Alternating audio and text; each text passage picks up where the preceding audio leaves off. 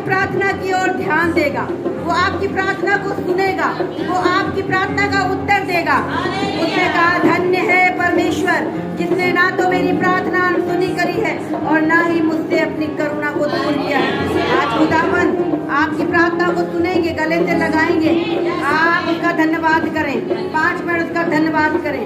और एक और जो कारण यहाँ लिखा है कि दाऊद की हर एक प्रार्थना क्यों सुनी जाती थी। आज अगर आप इस सीक्रेट को जानना चाहते हैं तो ध्यान लगाकर सुने।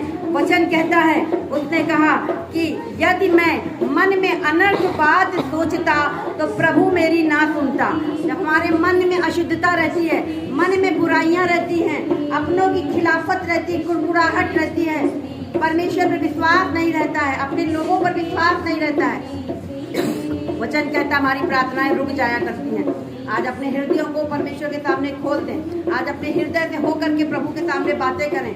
जो चीजें आपको खटक रही, जो चीजें आपको परेशान कर रही हैं, जिन चीजों से नहीं निकल पा रहे, कोई भाई बहन आपकी लाइफ में ऐसा है जिसने आपको दुख दिया है, आपको पीड़ा दी है, आपको ऐसी बातें बोली हैं जो आपके हृदयों में है अभी तक, आप उसे क्षमा करें। बोले परमेश्वर मैं यीशु के नाम से उस भाई को, उस बहन को क्षमा करती हूँ। मैं कह रही बड़ी प्रार्थना का उत्तर आएगा जब आप उनको क्षमा कर देते हैं।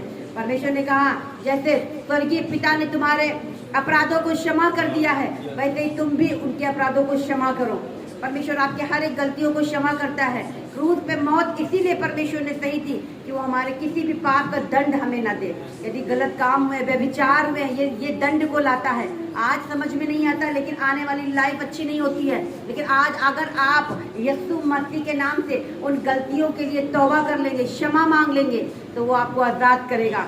भाई बहनों की प्रति खिलाफत न करें, कुड़कुड़ाहट न रखें, दया रखें, क्षमा रखें। दाऊद कहता है कि मन में मैं कोई भी अनर्थ बात अगर सोचता तो प्रभु मेरी ना सुनता। यानी कि जब हम मन से किसी की बुराई करते हैं, मुंह से अच्छा बोलते हैं, लेकिन मन में हमारे गलत चीजें भरी हुई हैं, तो हमारी प्रार्थनाएं रुक जाया करती है। लेकिन आज अपने हृदय को खाली कर दीजिए, अपने मटके को खाली कर दीजिए।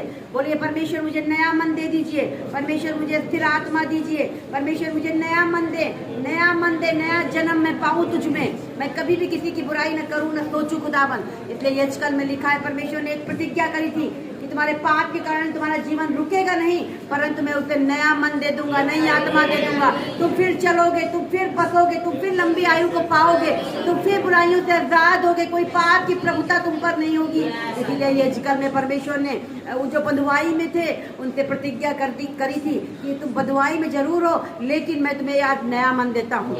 आज मैं तुम्हें फिर से नया मन कर दूंगा। 68 में लिखा है, उसने कहा वो परमेश्वर अनाथों का घर बसाता है और बंधुओं को छुड़ाकर उन्हें भाग्यवान कर देता है। हालेलुया। यदि कोई भी किसी भी प्रकार के आप बंधन में हैं, कर्जे में के बंधन में, बीमारियों के बंधन में हैं, किसी लस्ट के, यानी कि बहुत टीवी का एडिक्शन है, नशे का एडिक्शन है, खुदावंद के आगे हाथ उठाएं। तो परमेश्वर तेरा कलाम कहता है कि तू बंधुओं को छुड़ाकर भाग्यवान करता है। अगर आप किसी भी बंधन में हैं जिस कारण नाम धराई हो रही है, सारी आपकी जो ख्याति थी वो मिट्टी में मिल चुकी है, आपका जीवन बद से बदतर हो चुका है, आप निराश मत हो। परमेश्वर का वचन कहता है वो आपको बंधुआई से छुड़ाएगा और आपको लकी बनाएगा, भाग्यवान बनाएगा। ये उसका प्रॉमिस है, ये उसका प्रॉमिस है, ये उसका प्रॉमिस है। दाऊद कहता है मन में कोई भी बात अनर्थ की नहीं सोचता, इसीलिए मेरी प्रार्थना मेरा परमेश्वर सुनता है। आज अपने हृदय को खाली कर दे, लोगों को क्षमा करे जिन्होंने आपको दुख दिया है, लोगों को क्षमा कर दीजिएगा जो आपकी बात आपको निराश कर देते, आपको धोखा देते, आपके पीठ पीछे बुराइयां करते हैं।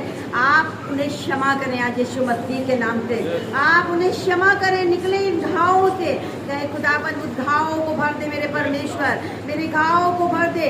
आप जानते हैं दुष्ट आत्माएं आपको बार बार तंग करती कि देख उसने तुझे ये बात बोली थी, बार बार आपको स्मरण दिलाती है। ये दुष्ट आत्मा बाल जबूल की आज यीशु के नाम से आपके हृदयों को छोड़कर जाए। मित्र आत्मा इसी घड़ी इनके हृदयों में घाव है, जो दुखी है हृदय से, आज परमेश्वर आपके घावों को भरेगा। वचन कहता है धन्य है परमेश्वर जिसने ना तो मेरी प्रार्थना अनसुनी करी है और ना मुझसे अपनी करुणा कभी दूर करी है। वो आपसे प्यार करता है, प्रभु यीशु मसीह आपसे प्यार करता है, उसने अपने लहू से आपको खरीद लिया है, आप उसके प्रिय बेटा और बेटियां हैं। आइए जोर से परमेश्वर का धन्यवाद करें, धन्यवाद करें, धन्यवाद करें।